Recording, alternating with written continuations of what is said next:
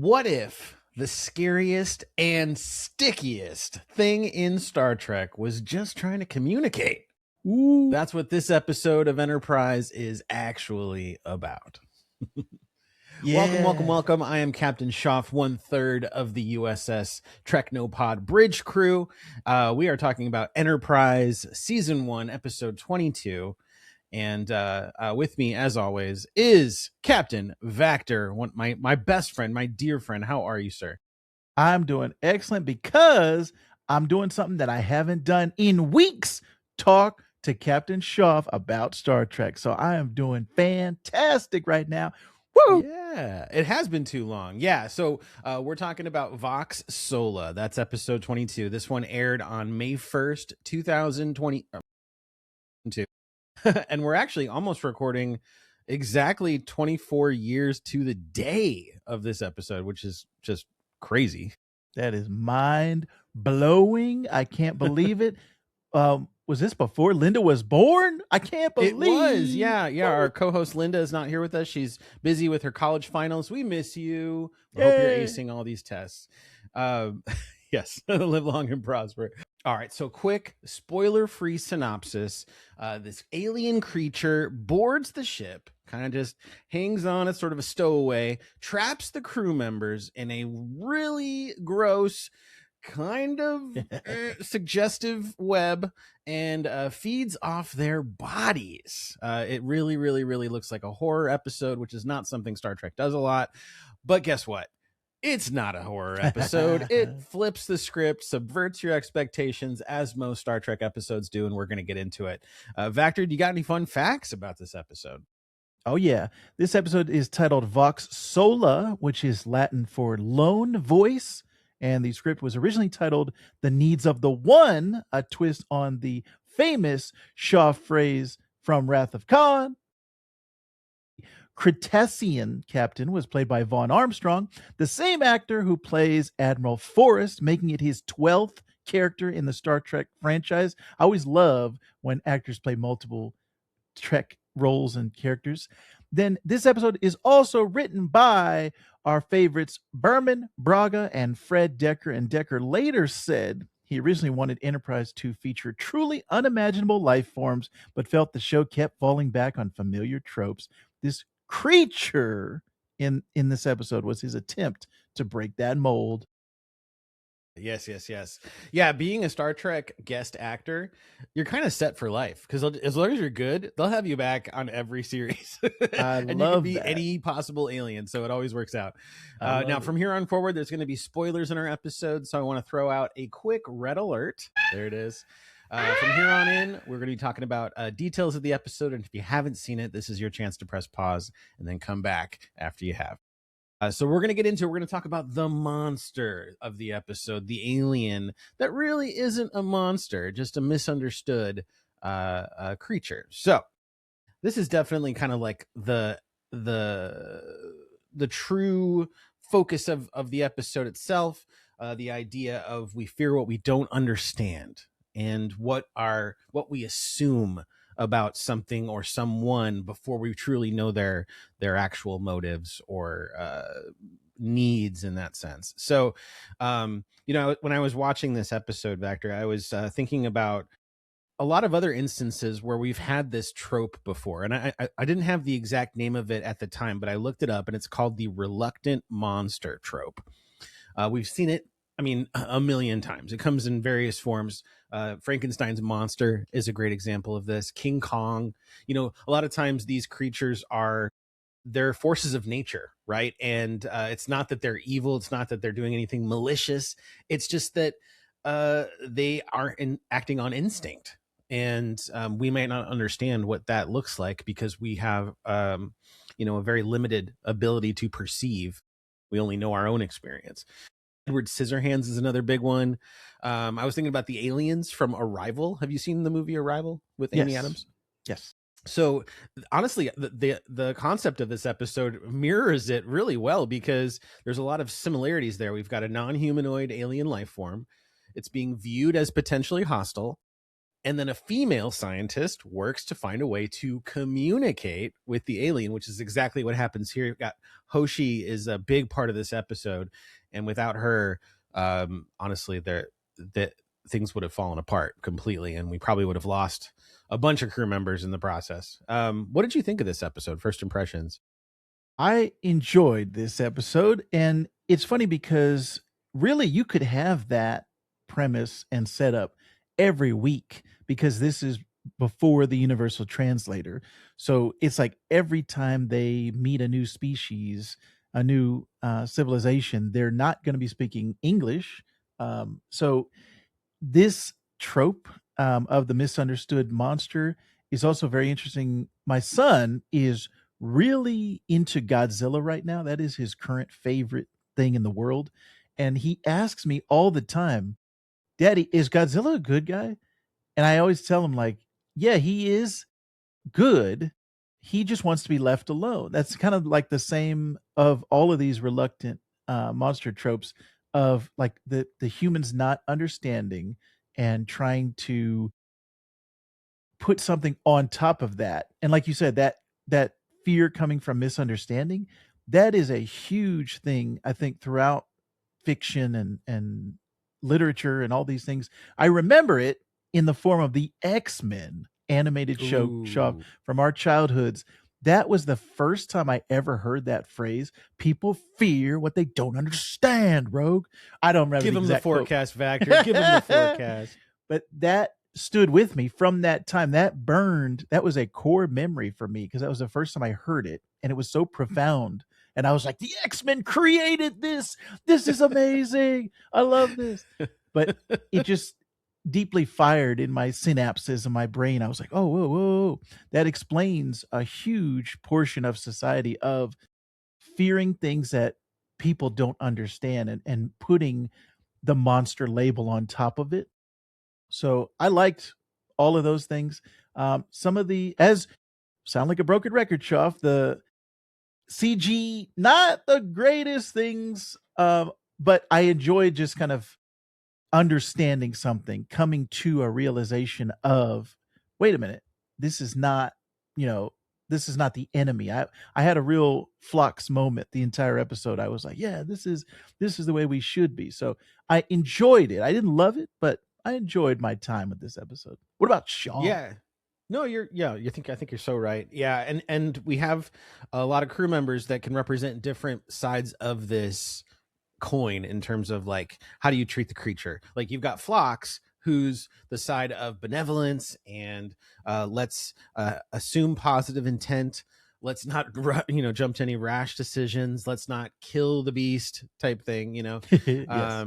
Whereas Malcolm Reed is always ready to blow something up. In fact, in this episode, what lures him into wanting to watch the French film, which is like the basis of what the crew was going to be doing that day. It was a movie night on the Enterprise, and they were going to be watching a French film. And the only way that, I don't know if it was Travis or Trip, I can't remember. I think it was Travis. He was trying to convince Malcolm to come with them, and he was like, "Yo, you'd like it. They blow stuff up." Like that's Reed's, he's the tactical officer, the security officer, so he's all about that. I hate to say that he's kind of like a one note character, but right now he kind of is.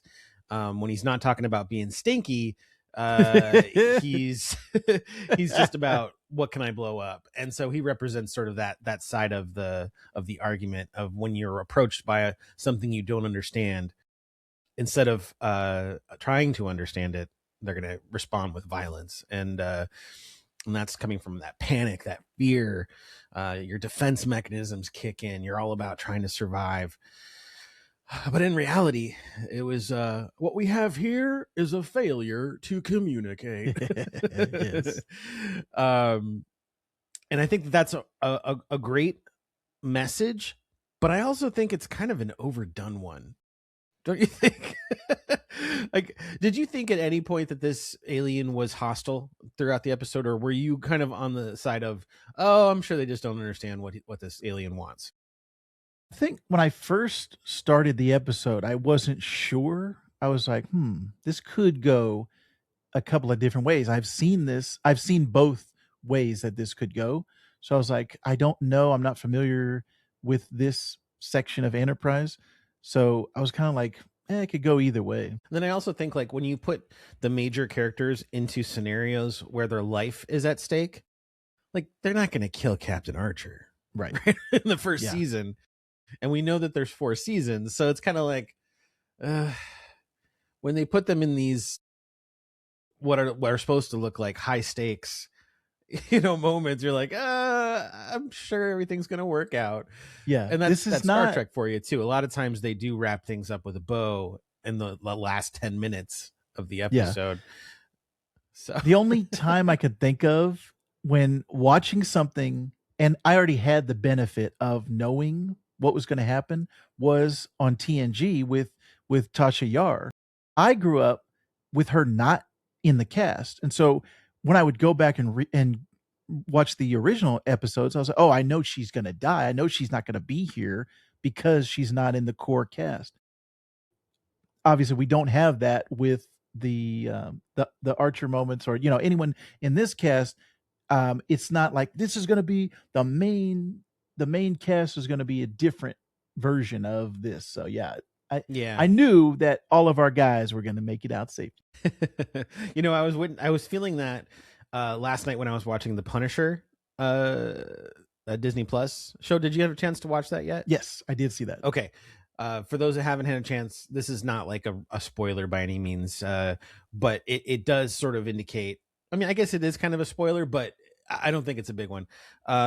We know that the Punisher is going to be in Brand New Day, the next Spider-Man movie, and that takes place after the events of this like one shot of Punisher. So he encounters all of this like danger, but he's going to make it out because he's in the next movie. So like, I think sometimes that kind of stuff can take you out of whatever stakes are being presented. And then it's really just more about how does he survive, not whether or not he survives. And I think that the higher stakes version of that is definitely when their life is really on the line. And I think that's why we all loved Game of Thrones when it came out, because no one was safe. Like your favorite character could get killed in that episode. So, and I think that makes for great television because it feels more real. But I think as far as like the true nature of this episode, it's not really about the monster, it's about the fear of the unknown. That's really like at its core what this episode is about. And you see that on the faces of the crew members as other crew members are being taken, and essentially like their consciousness is becoming part of this creature. They're becoming one mind, which is just Very wild. Like they're having Borg-esque conversations with each other and whatnot. And I think that the nature of the beast is humans fear what they don't understand. Have you ever reacted negatively to something just because it was kind of unfamiliar to you? I'm sure I have. I can't think of any specific instances off the top of my head, but I'm sure something I didn't understand at the moment and then later had more context on it or more understanding, and I looked at it differently. I just can't think of anything off the top of my head right now. I don't have anything like life threatening. Like I wasn't like, oh, I was totally against skydiving and then I skydived and then it was fine. No. But I will say, I was thinking when I was watching this episode and kind of thinking about like, when have I had a situation where I reacted negatively? And I would say a lot of times around food. Like I get picky about food, and as a kid especially, and I have a couple of daughters and they're picky eaters too. So I guess now I see it from the other side, but but as a kid, I remember being like, I wanted things plain, had to be plain. And there was one of my relatives was wanting me to try kiwi for the first time. And I mean, kiwis, when you look at them, they're hairy. Yes. Like there is nothing appealing about a kiwi from the outside. And that does not make it appealing to be like, well, I wonder what the inside looks like. No, you're just like, keep it away from me. This is a hairy fruit. Fruit should not have hair on it. So, unless, it's like gross. That's disgusting. So I was very like anti-kiwis. And she had this approach where she would not back down. And rather than say, no, please try it. She would say, I insist. And that was her rule. She was like, if I say I insist, then you have to try it. And she broke out the I insist tagline, and I was like, ah, man, now I gotta try it. And so I tried the kiwi that I feared, because I feared the unknown. And you know what? It actually tasted pretty good, despite being hairy on the outside. So now I know better. So it's like, it's not exactly the same scenario, but certainly we miss out on experiences. We miss out on truly understanding a moment if we're too fearful to engage with it. So There's a lot of definitely things that I think that yeah. are like that, where if you haven't experienced it, there is that fear of, oh, I don't know if I'm going to like this, versus doing something that you like already. In your mind, you're like, well, there's a higher percentage chance that I'm just going to not enjoy this new thing. So let me stick with the thing that I already know. And I think food, for sure, there's a ton of people that won't try something new. They go to the same places over and over again. They don't want to try new places and new experiences. And not, I also have kind of a minor one now that I'm thinking about it. When I was in grade school, there was a lot of like, all right, here's a new game we're going to play. The substitute would come up with something, and Oh, here's okay. spend some busy time or whatever it was. And I remember us playing some type of like a handball type of game, where it was kind of like a dodgeball type of game. Hmm. I was like, "Oh, I never heard of this type of game before, and I don't like this. I wanna play basketball because I love basketball." And then I just remember by the end of recess, or by the end of the time, I was like, "I love this game. Can we play it every time?" And then I don't think we ever played it again. It was like the one time, and then we never went back to it. So I think that was also one of those minor moments in my life where I was like, "You know what? I tried something new and I loved it, and maybe I should give more new things a shot." And I always try Mm-hmm. to find new places to eat and new places to go in around our town. So that is something that I think maybe I've taken with me. Nice. I like that. I like that. Um, would you say, for another like discussion topic, let's say here, like how often do we assume intent instead of seeking understanding? Do you have any thoughts on You that? know, I can I tell you, think, like relationally, like in relationships, that comes up a lot. oh, Like the yeah, assumption of positive intent. 100%. And I think, again, it's always that like you want to go to what's familiar and what is tried and true almost. And instead of experiencing something, you wanna take other people's words for it. I think, actually, think about, like, movie reviews and, other Mm, things where people are like, "Oh, okay, well, if this other guy didn't like it, or this movie critic didn't like it, I'm not gonna like it. So I'm not gonna watch that movie. I'm not even gonna try to understand." that's a good point. Yeah. And I think a lot of people have that in daily life of, "I don't wanna understand your opinion. If you come from a different place than I come from, you don't know me, you don't understand me, so don't even try to converse with me." I think a lot of our experiences and our interactions in life would probably be better if we all kind of worked together and had Hmm. this, maybe even the Trek utopia, understanding everyone and trying to, all cultures and aliens come join us, and we can all work for the greater good. Oh, wouldn't that be nice? That would be you know, it, lovely, Sean. when you were talking, it made me an idea popped in my head. I was like, you know what? This is just like the time. Okay, so I live in Western Washington, but I previously have lived in Colorado and Arizona, as far as like as a driving uh adult, right? So like ability to like a licensed individual to be on the roads. And I grew up with the understanding that if there's a red arrow, you cannot turn on a red arrow. Like it's not like a red light where you can turn when there's an opening, right? Like as long as you are, if you come to a stop, there's no other cars, you can go, or at least make a right, I mean. But here in Western Washington, that rule does not apply.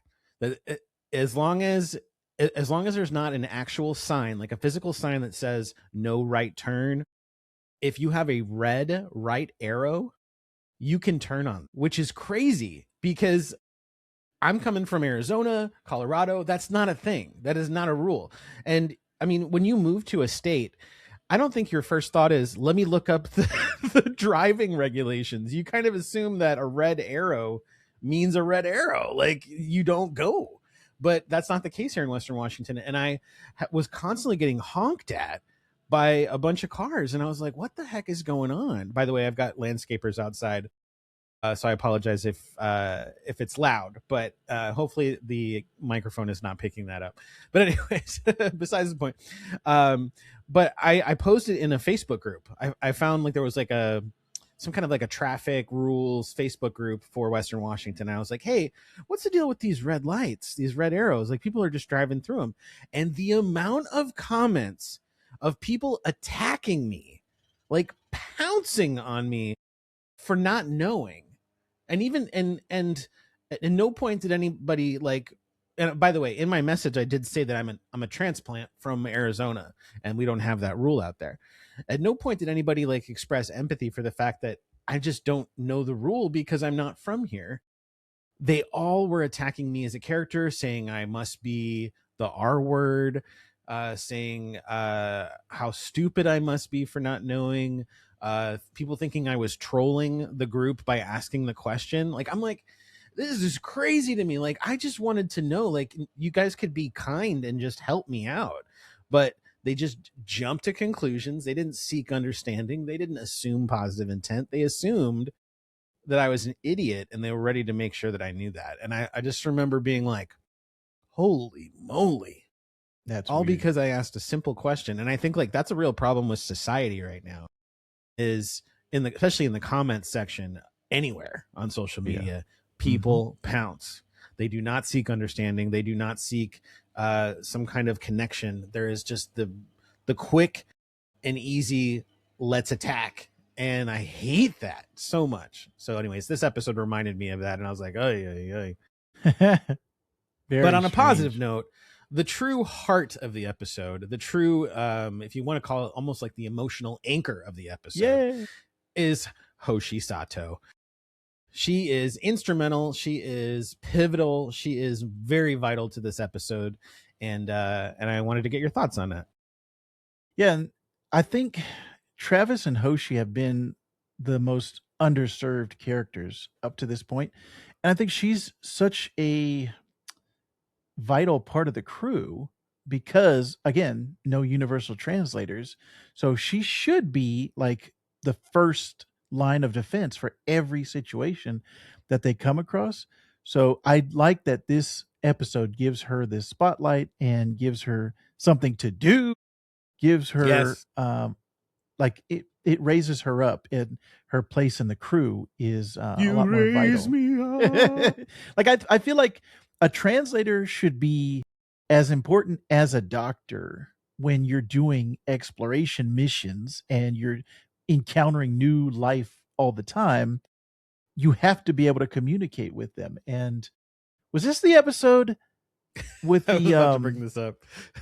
I know what you're gonna say. The misunderstanding. They pissed off the Cretaceans. Yes, that's right. Yes, because they invited them for a meal, and then they ate in front of them.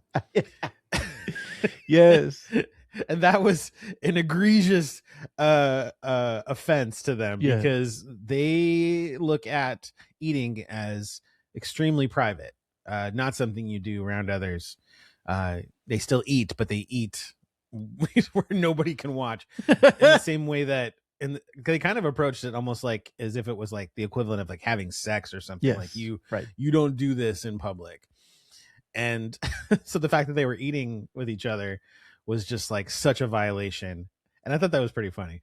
And I think they should have more episodes like that. Like there should be way more misunderstandings and things when you're approaching a new culture. It's not like, oh yeah, we sync up immediately and everyone has the same customs and everyone knows exactly what to do around these people. These are all supposed to be like, a lot of first contacts for a lot of these species. So yeah, that moment here was great. I love that. But Hoshi in particular, something like quickest first contact ever or whatever.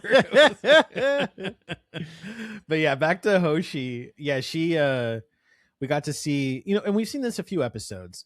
We've seen her fear, her lack of confidence, feeling like she doesn't belong, and then the growth that happens within the episode based on the conflict at hand and how she overcomes whatever communications related obstacle and saves the crew in the process. There's a great dialogue exchange between T'Pol and Hoshi, where Hoshi says, "You don't think I belong on Enterprise, do you?" And T'Pol says, "On the contrary, it would be a great loss to Starfleet if you were not a part of this crew.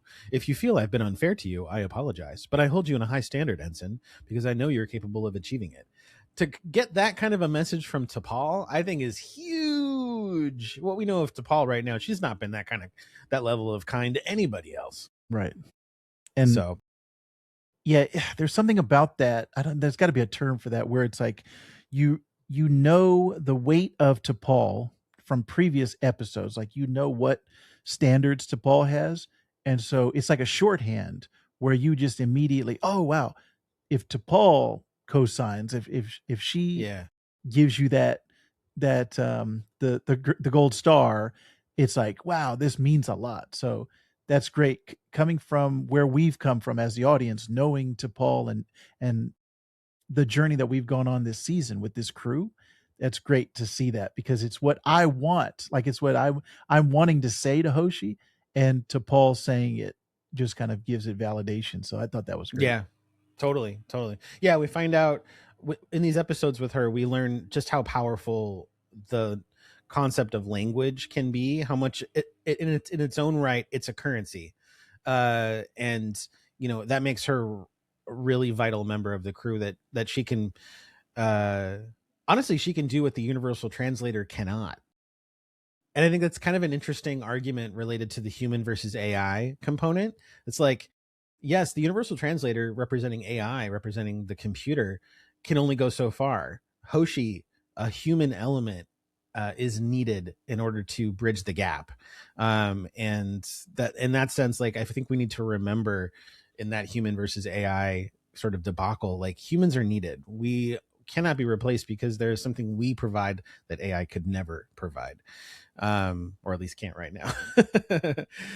And she solves the problem that no one else could. So that we appreciate you, Hoshi. Now, I will say this: we've seen a few episodes of her where her confidence has been shook. She's not sure if she can do the job. She's threatened to go back to Earth. She doesn't think she can hang with the crew. I'm done with that. I need to see that she has overcome these confidence things, because like, it can't be we're almost at the end of season 1. We can't go into season 2 with this level of lack of confidence. I think that she's had enough episodes to demonstrate that she is a vital member of the crew. She has T'Pol's blessing, if you will. So the next time we see her in a similar, like, communications related issue, I hope that she just brings it. I don't want this like reluctance or insecurity to kind of like demonstrate itself. I think that she's got to move past that. We have to see her as a character that she's moved on. Yes, man, I can't wait to see more of this crew in general. But I love Hoshi. She's, as we've gone on, she's grown on me as one of my favorite characters. So I'd like to see her get more to do, like I said, in general. Totally. And it's nice to see an episode that's not solved with weapons. It gets solved with the understanding that comes with that, with knowledge that's gained. And that's peak Star Trek problem solving. That's what we love about it. So now at this point in the episode, I want to feature Vactor. He's recently started adding a really cool segment where he sort of ties in his knowledge of comic books into the Star Trek discussion. So I want to give him a chance to talk about the comics corner with Vactor. Yeah. Well, this episode, we've talked about the creature not being genuinely alien. Like, we think of it as the monster, and immediately, if it doesn't look like us, then it's just weird, right? This is not a humanoid with a forehead ridge or something that communicates in math, has no malicious intent, and nearly kills several people purely through mental incomprehension. That's actually rare in Trek. In IDW's current comics, particularly, there's a recent run where you do see more stories built around First Contact going wrong without a clear villain. The concept of a communication breakdown driving the entire conflict is actually more common in comics than it is on screen, because comics take the time to sit inside a character's confusion in a way that a 44-minute episode struggles to. And that's also kind of something about comics, that what is happening in between the panels is what your mind fills in, and you also control the speed at which the story is going. Because I know people that they can fly through an issue, they can go through it in 2 seconds, and then other people, it takes them a little bit longer, or they sit with it. You can go back to, oh wait, what did that panel say? Maybe I misunderstood it. Or you can rewind it or go forward in time. That's something that, with a show and a movie, it's really a lot more of the director who's kind of controlling that Mm. aspect of it. In comics, you are the director, almost like you're seeing it and you're creating a lot of the things that are happening in between with the story. So that's just something about comics that I love. But the Cretaceans are a good example of a species that feels like there's more story that we can kind of we can rely on, or that's something that is there, but we're not seeing it on the screen. So we don't know yet if Enterprise ever goes back to them. I'll be interested to see, because this is the first time I'm seeing them in Trek, Yeah. but that's kind of the gap that comics can fill, just along with like just novels in general. But the show plants this seed, and then the comics could expand upon it. You could get like a 1 second thing in a show or in a movie, and then a comic or a novel comes along and it's like, oh wait, there's this whole expansive thing that I never knew about. But that's the kind of overlooked thread that I pull on over at This Comic Cooks, which is my comic book channel. Characters and storylines that are obscure and worth checking out. So check me out on YouTube and on TikTok. This Comic Cooks shop. Yeah, and subscribe to his Patreon, because he's got a really cool thing that he's doing. He's doing month long profiles, and digs into one particular character, and really like gives you an expansive amount of knowledge about it. So I thought that was really, really cool. So yeah, keep that up. That's awesome. Thank you. Moving on, we're going to talk about what worked and what didn't. We've just kind of like real quick. Vactor, I'm going to let you start with what worked, strictly with what worked. Well, like I said earlier in the episode, Dr. Phlox's mentality of kind of, we don't know anything about this creature, so let's protect all life. And his intentions were the thing that I was like, oh man, this is what I want to see myself in these characters. And while Reed is trying to weaponize the sick bay, it's like the moral center of this episode is Phlox and him standing his ground. Not in my sick bay. That was like, and it was really cool that like he didn't back down, and Yeah. like him standing his ground, and it worked. And it was like, oh, okay, all right, it's your sick bay. All right. He was like, I really like that. Mutombo, not in my house. Not in my house. I thought that was probably my favorite part of the episode. Yeah, no, I think that was excellent. Yeah. I think for what worked on my end, it gave us a non-humanoid alien life form. That's always cool. Like, we don't get that a lot in Star Trek. Most of the aliens in Star Trek they stand on two legs, they look like humans, or they've got just like maybe a tiny ridge. Yeah. Suddenly they're an alien. So it's nice to see something that lacks form, and the motivations are unclear, can't communicate. That's a cool concept. So there was a struggle to determine whether or not the life form was even hostile. So I think that was great. And then with that, Trip actually had a really awesome line of dialogue. It really stood out to me.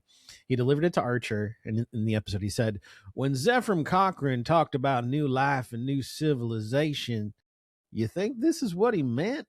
And I was like, that is so true. Like, I highly doubt it.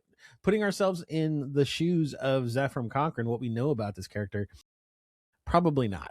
He probably did not see that coming as far as aliens. He probably thought little green men, and that was what we were going to get. And this would have totally threw him on his butt. He would have had no idea what to do.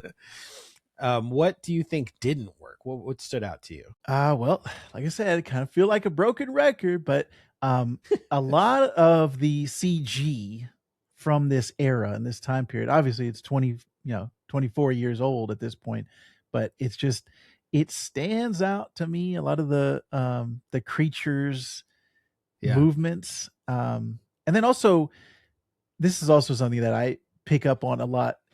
They're supposed to be advanced from where we are currently technology wise, but we know they filmed this 24 years ago.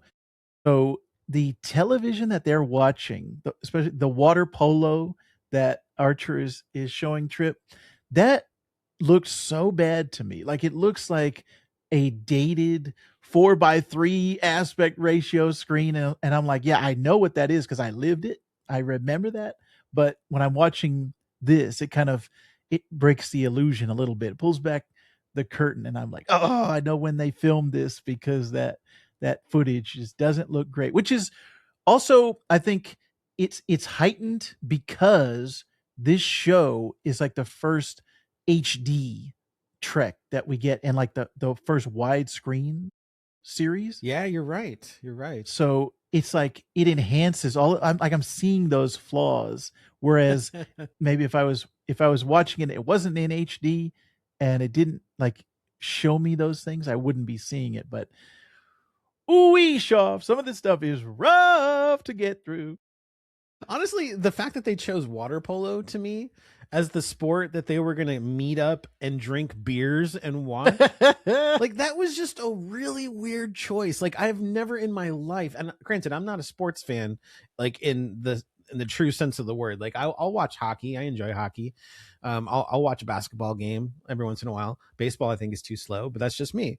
But like water polo, getting the guys together, let's get the group together. We're gonna watch some water polo and drink Bud Light. Like it doesn't land for me. Like I think if you were going to swap a sport, like put football on the TV screen or something and then have them drink beers, like that's a more believable thing that two men would do than watch water polo and drink beer, artificial beer, mind you.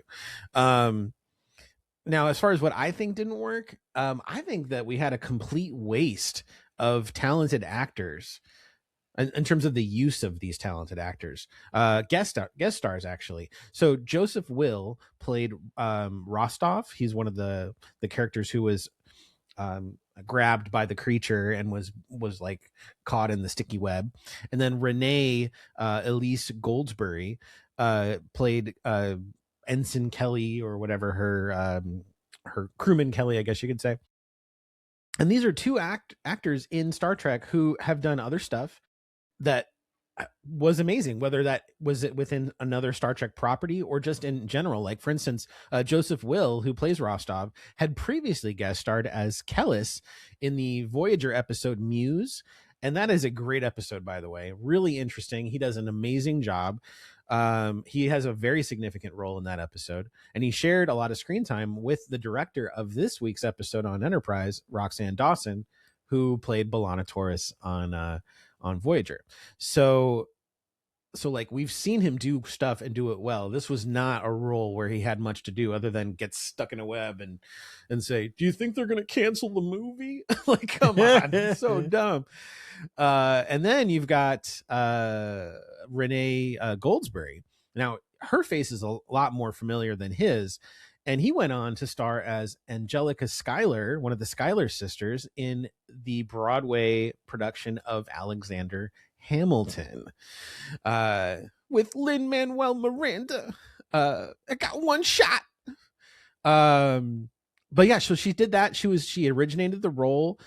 She went on to win numerous awards, including the Tony Award for Best Featured Actress in a Musical, and also won a Grammy Award for her contributions in the Hamilton album. So it's like, she had almost nothing to do. She was unconscious for almost the entire episode. She had like maybe one line of dialogue. Granted, I know this is earlier in her career, but she's a talented actress, and they didn't give her anything to do. It was a waste of her like appearance. I was very surprised when I saw her, and I was like, wait a minute, is that her? because I didn't really start. She didn't come on to my radar until Hamilton. So I was like, this is 20 years before Hamilton. And then I was like, oh, wait a minute. Yeah, she is like in her 50s now. So she was in her 30s when they filmed this. I was like, oh, shoot. But also, she is fantastic on the comedy Girls 5 Eva. If anybody is a comedy fan, if you're looking for a great comedy to watch, Girls 5 Eva is fantastic. And she also had a nice role in She-Hulk, but I like her as an actor. Oh, yeah, she was in She-Hulk. But given nothing to do. Yeah. What a shame. What a shame. Well, before we go, I'm going to leave you with a thought-provoking question, if you will. What's more dangerous? Something that wants to hurt you or something you don't understand? Now, next week, we're going to be talking about I believe, episode 23. It is called Fallen Hero. And this one brings back a familiar face from Vulcan. So we'll leave that tease with you. If you're looking to find us on social media, we do have a TikTok account at Trek Nopod. But if you're looking for our video podcast, that's going to be on YouTube. We also are available as an audio podcast on Spotify and wherever you get your podcasts. We would love to hear from you. Please seek us out on the various platforms. Thank you so much for sticking with us, and I hope you enjoyed the episode. Any final thoughts, Vactor? I can't wait to see how this season ends, Shoff. We're coming up very soon on the end of season 1. So I'm excited about what's to come here, since I've never seen this before. Yeah, this is exciting. All right, well, tune in next week, and we will continue our rewatch of Enterprise season 1. With that, we hope you will live long and prosper.